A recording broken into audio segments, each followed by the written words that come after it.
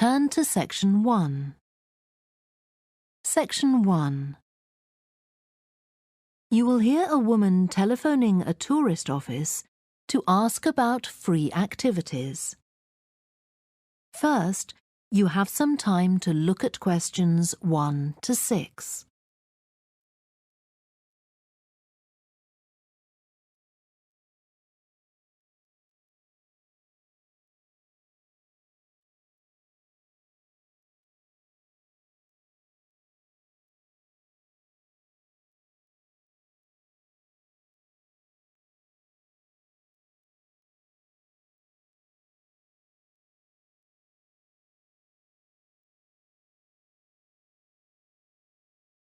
You will see that there is an example that has been done for you.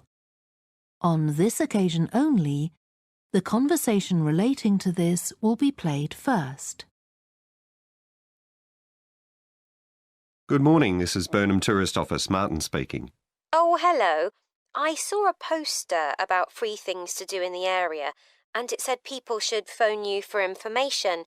I'm coming to Burnham with my husband and 2 children for a few days on June the 27th, or possibly the 28th, and I'd like some ideas for things to do on the 29th. Yes, of course. The date that the woman wants information about is the 29th of June, so the letter C has been circled. Now we shall begin. You should answer the questions as you listen because you will not hear the recording a second time.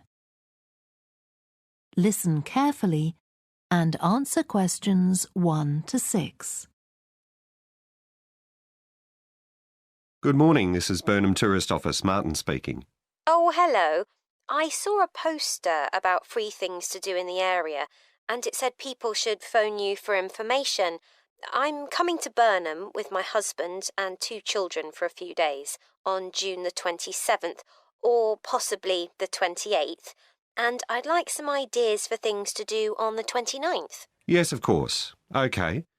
Then let's start with a couple of events especially for children.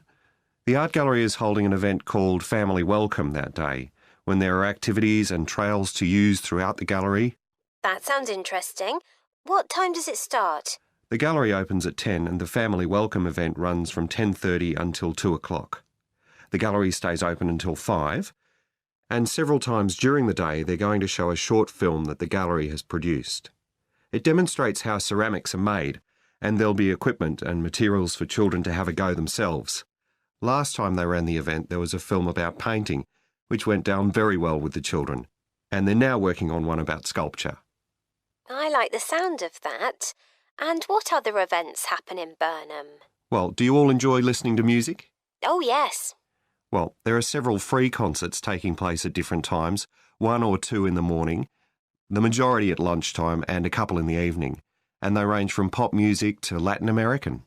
The Latin American could be fun. What time is that? It's being repeated several times in different places.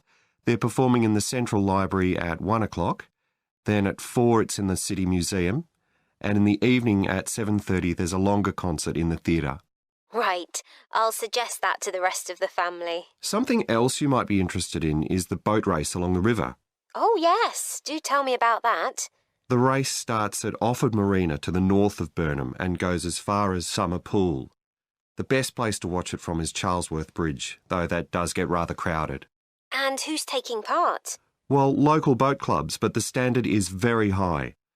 One of them came first in the West of England Regional Championship in May this year. It was the first time a team from Burnham has won. It means that next year they'll be representing the region in the National Championship. Before you hear the rest of the conversation, you have some time to look at questions 7 to 10.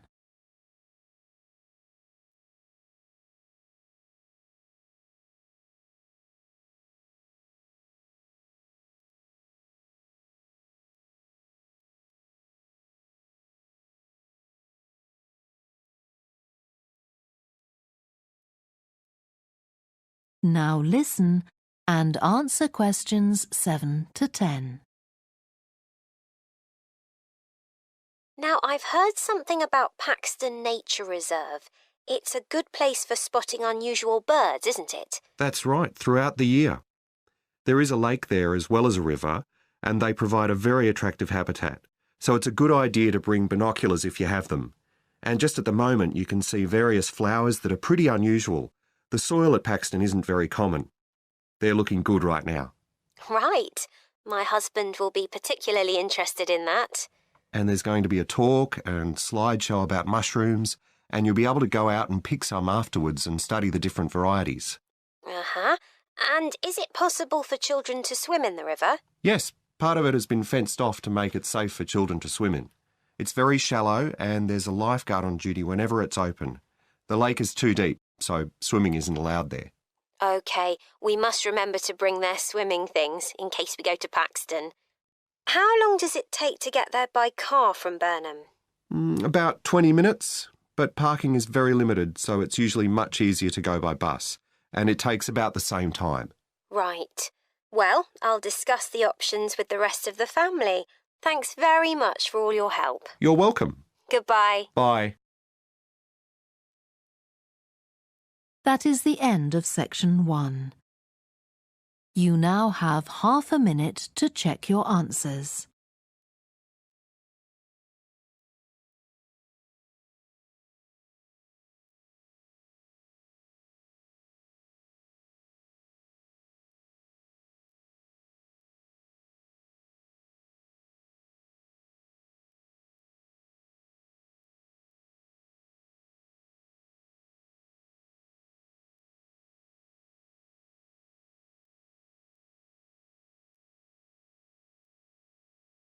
Now turn to section 2.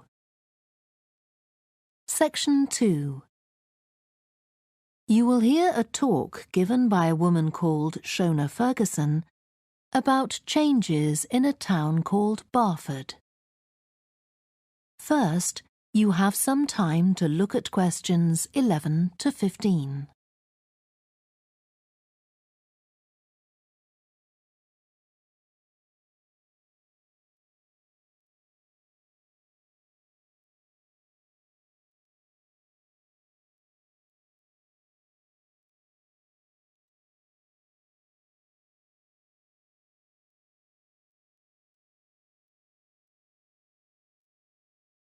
Now listen carefully and answer questions 11 to 15. First of all, let me thank you all for coming to this public meeting to discuss the future of our town. Our first speaker is Shona Ferguson from Barford Town Council. Shona. Thank you. First, I'll briefly give you some background information. Then I'll be asking you for your comments on developments in the town. Well, as you don't need me to tell you, Barford has changed a great deal in the last 50 years. These are some of the main changes. 50 years ago, buses linked virtually every part of the town and the neighbouring towns and villages.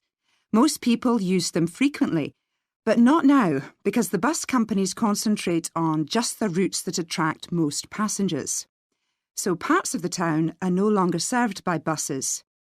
Even replacing old, uncomfortable buses with smart new ones has had little impact on passenger numbers. It's sometimes said that bus fares are too high, but in relation to average incomes, fares are not much higher than they were 50 years ago. Changes in the road network are affecting the town. The centre was recently closed to traffic on a trial basis, making it much safer for pedestrians. The impact of this is being measured. The new cycle paths separating bikes from cars in most main roads are being used far more than was expected, reducing traffic and improving air quality. And although the council's attempts to have a bypass constructed have failed, we haven't given up hope of persuading the government to change its mind. Shopping in the town centre has changed over the years. Many of us can remember when the town was crowded with people going shopping. Numbers have been falling for several years, despite efforts to attract shoppers, for instance by opening new car parks. Some people combine shopping with visits to the town's restaurants and cafes. Most shops are small, independent stores, which is good, But many people prefer to use supermarkets and department stores in nearby large towns, as there are so few well-known chain stores here. Turning now to medical facilities. The town is served by family doctors in several medical practices, fewer than 50 years ago, but each catering for far more patients. Our hospital closed 15 years ago, which means journeys to other towns are unavoidable. On the other hand, there are more dentists than there used to be. Employment patterns have changed along with almost everything else. The number of schools and colleges has increased, making that the main employment sector. Services such as website design and accountancy have grown in importance, and surprisingly perhaps, manufacturing hasn't seen the decline that has affected it in other parts of the country. Before you hear the rest of the talk, you have some time to look at questions 16 to 20.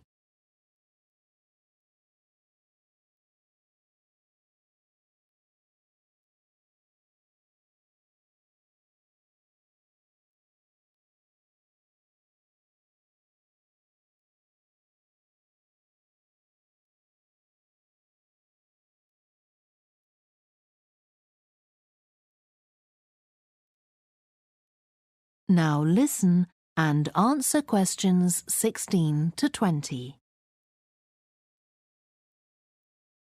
Now I'll very quickly outline current plans for some of the town's facilities, before asking for your comments.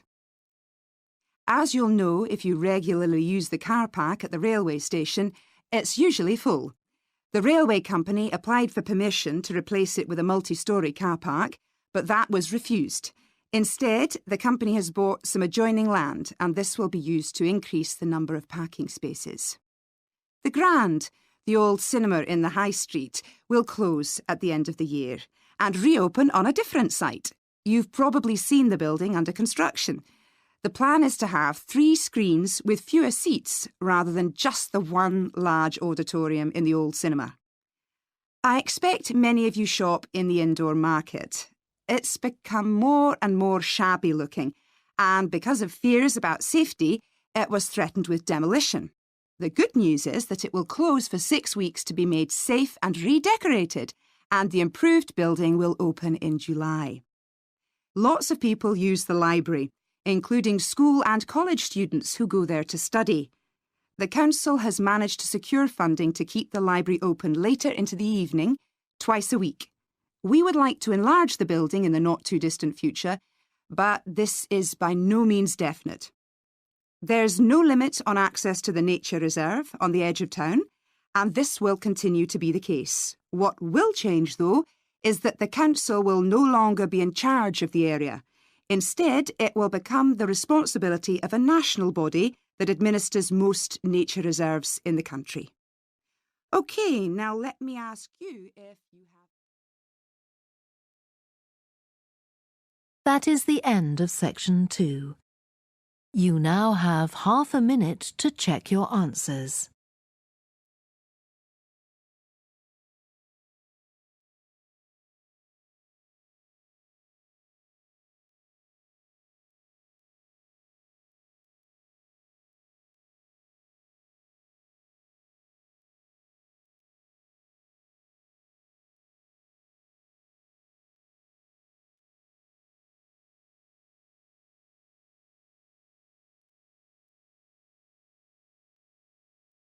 Now turn to section 3. Section 3. You will hear 2 students called Helen and Jeremy, who are studying creative writing, discussing a project for their course which involves writing and illustrating stories for children. First, you have some time to look at questions 21 to 26.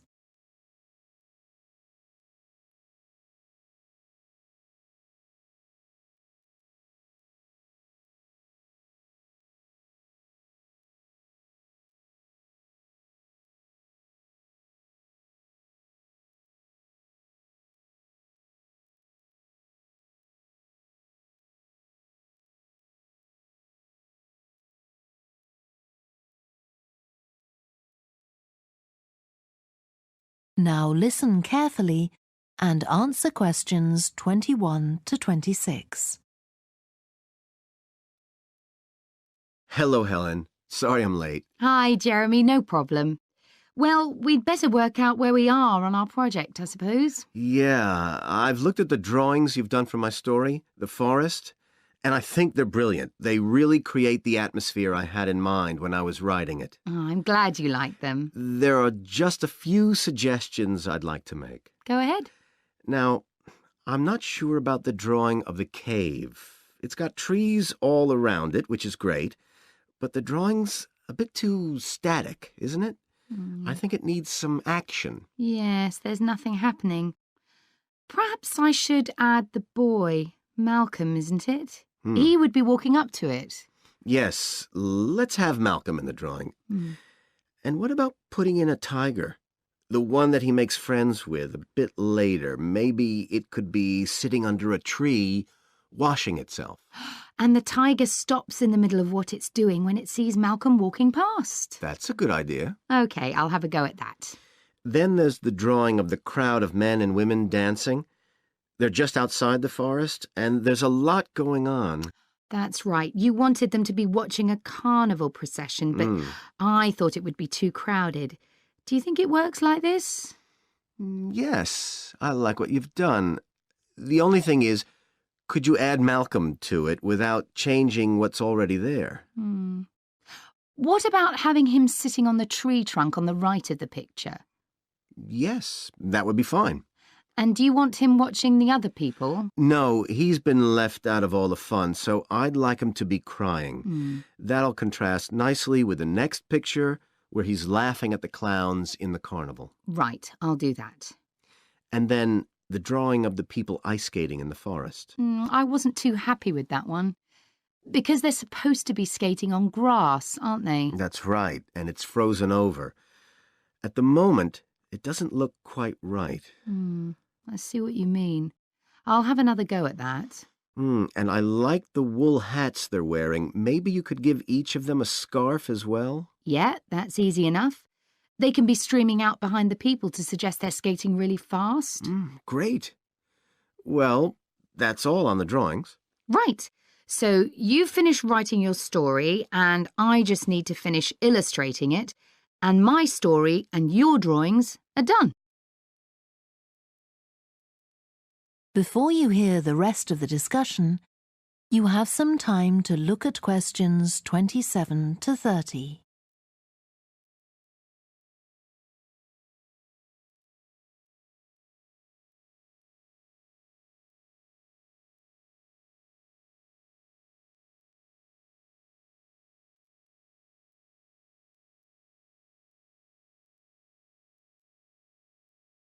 Now listen and answer questions 27 to 30. So the next thing is to decide what exactly we need to write about in the report that goes with the stories and how we're going to divide the work. Right, Helen. What do you think about including a section on how we planned the project as a whole, Jeremy? That's probably quite important. Yeah, well, you've had most of the good ideas so far. How do you feel about drafting something? Then we can go through it together and discuss it. OK, that seems reasonable. And I could include something on how we came up with the ideas for our two stories, couldn't I? Well, I've started writing something about that, so why don't you do the same and we can include the two things? Right. So what about our interpretation of the stories? Do we need to write about what we think they show, like the value of helping other people or that sort of thing? That's going to come up later, isn't it? I think everyone in the class is going to read each other's stories and come up with their own interpretations, which we're going to discuss. Oh, I missed that. So it isn't going to be part of the report at all? No. But we need to write about the illustrations because they're an essential element of children's experience of reading the stories. It's probably easiest for you to write that section, as you know more about drawing than I do. Maybe, but I find it quite hard to write about. I'd be happier if you did it. Okay. So when do you think we can get this ready? That is the end of section 3. You now have half a minute to check your answers.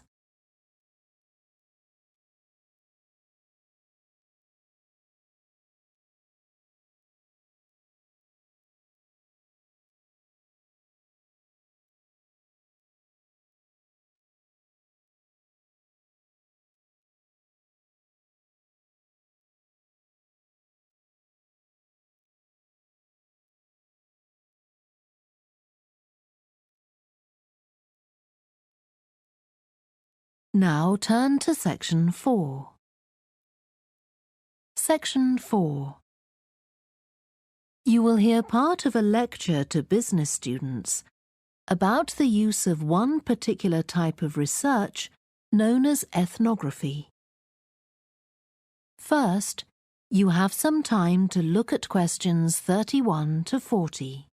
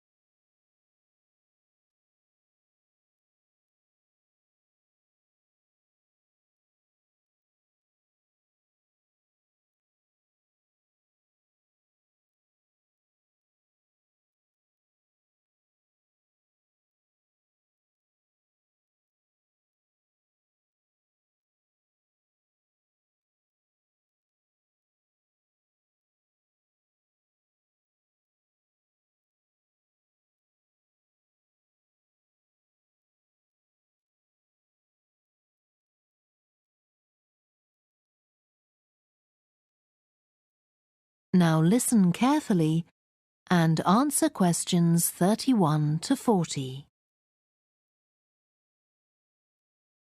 So, what I'm going to talk about to you today is something called ethnography. This is a type of research aimed at exploring the way human cultures work. It was first developed for use in anthropology, and it's also been used in sociology and communication studies. So, what's it got to do with business, you may ask? Well, businesses are finding that ethnography can offer them deeper insight into the possible needs of customers, either present or future, as well as providing valuable information about their attitudes towards existing products. And ethnography can also help companies to design new products or services that customers really want. Let's look at some examples of how ethnographic research works in business. One team of researchers did a project for a company manufacturing kitchen equipment. They watched how cooks used measuring cups to measure out things like sugar and flour. They saw that the cooks had to check and recheck the contents because although the measuring cups had numbers inside them, the cooks couldn't see these easily. So a new design of cup was developed to overcome this problem, and it was a top seller. Another team of ethnographic researchers looked at how cell phones were used in Uganda, in Africa. They found that people who didn't have their own phones could pay to use the phones of local entrepreneurs. Because these customers paid in advance for their calls, they were eager to know how much time they'd spent on the call so far. So the phone company designed phones for use globally with this added feature. Ethnographic research has also been carried out in computer companies. In one company, IT systems administrators were observed for several weeks. It was found that a large amount of their work involved communicating with colleagues in order to solve problems, but that they didn't have a standard way of exchanging information from spreadsheets and so on. So, the team came up with an idea for software that would help them to do this. In another piece of research, a team observed and talked to nurses working in hospitals. This led to the recognition that the nurses needed to access the computer records of their patients no matter where they were. This led to the development of a portable computer tablet that allowed the nurses to check records in locations throughout the hospital. Occasionally, research can be done even in environments where the researchers can't be present. For example, in one project done for an airline, respondents used their smartphones to record information during airline trips, in a study aiming at tracking the emotions of passengers during a flight.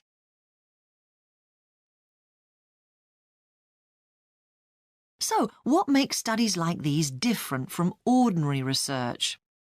Let's look at some of the general principles behind ethnographic research in business. First of all, the researcher has to be completely open-minded. He or she hasn't thought up a hypothesis to be tested, as is the case in other types of research. Instead, they wait for the participants in the research to inform them. As far as choosing the participants themselves is concerned, that's not really all that different from ordinary research.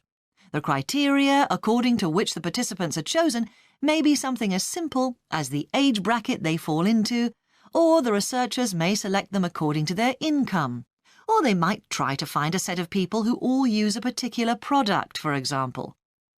But it's absolutely crucial to recruit the right people as participants. As well as the criteria I've mentioned, they have to be comfortable talking about themselves and being watched as they go about their activities. Actually, most researchers say that people open up pretty easily, maybe because they're often in their own home or workplace. So, what makes this type of research special is that it's not just a matter of sending a questionnaire to the participants. Instead, the research is usually based on first-hand observation of what they are doing at the time. But that doesn't mean that the researcher never talks to the participants. However, unlike in traditional research, in this case, it's the participant rather than the researchers who decides what direction the interview will follow. This means that there's less likelihood of the researcher imposing his or her own ideas on the participant. But after they've said goodbye to their participants and got back to their office, the researcher's work isn't finished.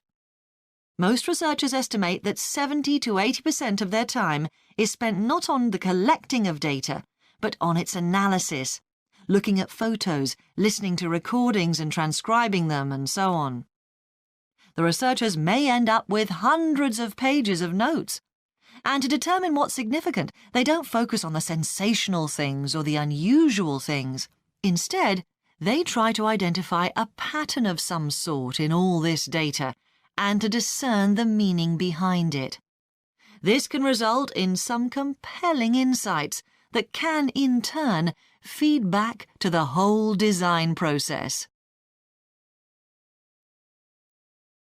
That is the end of section 4.